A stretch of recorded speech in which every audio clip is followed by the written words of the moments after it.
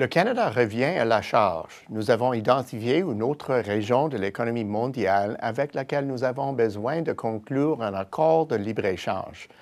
L'Association des nations de l'Asie du Sud-Est, ou ANAS, a été créée en 1967 par les 5 nations qui la composent actuellement afin de promouvoir, entre autres choses, la croissance économique. Aujourd'hui, elle est formée par ces pays membres d'origine: l'Indonésie, la Malaisie, les Philippines, Singapour et la Thaïlande. De même que le Brunei, le Vietnam, le Laos, le Myanmar et le Cambodge. Cette alliance est souvent saluée comme un succès pour plusieurs raisons. La croissance économique est certainement du nombre.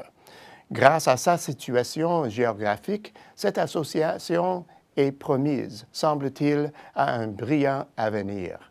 Alors, le Canada en récolte-t-il les fruits? La taille et la croissance record des économies de l'ANAS est en soi une raison suffisante pour resserrer nos liens. Au début du nouveau millénaire, collectivement, leur taille était égale à celle de l'économie indienne et elles comptaient parmi les économies les plus dynamiques et leur performance lors des années avant la récession n'a pas déçu. Ces nations commerçantes ont été éprouvées durant la Grande Récession et elles ont, à l'instar des autres économies, lancé des programmes de relance dès les premiers jours de la crise. Ces économies ont connu une reprise impressionnante, en partie grâce à la résilience de l'économie chinoise. Même si les inquiétudes actuelles dans la sphère du commerce ralentissent son élan, la croissance collective des nations de l'ANAS devrait rester éclatante à moyen terme. Le Canada profite de ces échanges commerciaux avec les nations de l'ANAS. Depuis 2000, la croissance des exportations de marchandises vers cette région est en augmentation. Elle représente plus du triple de la croissance moyenne de nos exportations vers le reste du monde. Au cours des 4 dernières années, malgré les multiples difficultés sur la scène du commerce international, cette croissance est demeurée le double des exportations vers d'autres destinations. L'investissement canadien total dans les nations de l'ANAS a connu une croissance annuelle de 10 % depuis 2013 et il était d'un peu plus de 12 milliards de dollars en 2017. Nos exportations vers l'ANAS sont diversifiées. Les 3 secteurs qui cherchent à se hisser au sommet du classement sont ceux du blé, des pâtes et des minéraux non métalliques. En tête des exportations, on trouve les produits alimentaires qui représentent le quart de l'activité totale et leur croissance annuelle de plus de 10 % dépasse la croissance moyenne globale. Ainsi donc, l'avenir s'annonce radieux pour les nations de l'ANAS. L'Indonésie, le Vietnam et les Philippines figurent souvent dans le palmarès des nations prochaines ou émergentes les plus porteuses de la planète. Singapour demeure un incontournable dans la région en tant que baromètre de commerce mondial.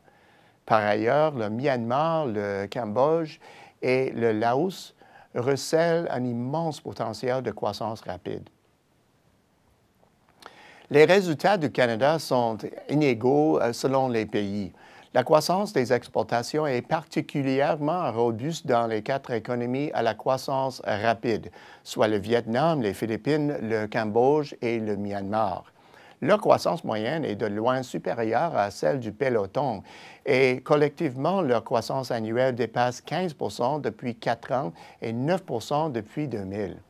Ensemble, elles pèsent pour 32 % des exportations entre le Canada et l'ANAS, ce qui correspond à la part de nos exportations vers l'Indonésie, une destination de premier plan, même si notre performance a été décevante ces dernières années.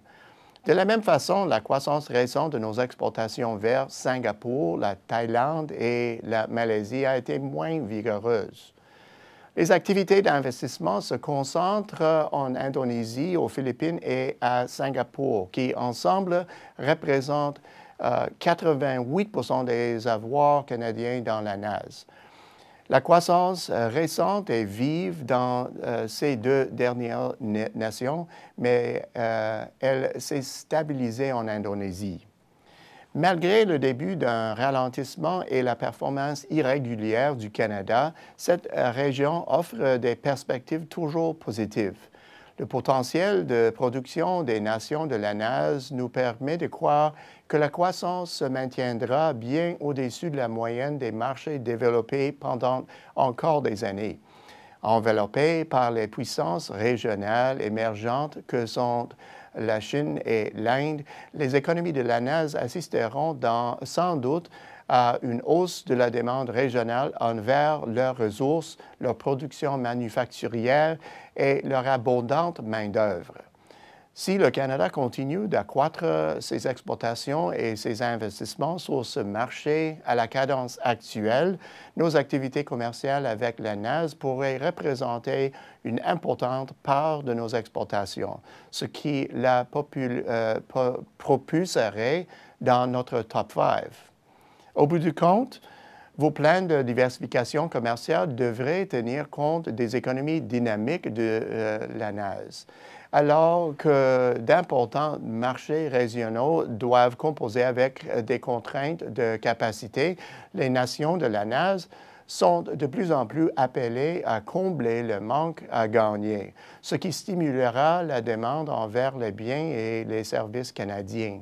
Et si nous parvenons à ratifier un accord de libre-échange avec cette zone économique, les perspectives du Canada seront encore plus prometteuses. Voilà qui est matière à réflexion. À la semaine prochaine, c'est Peter Hall.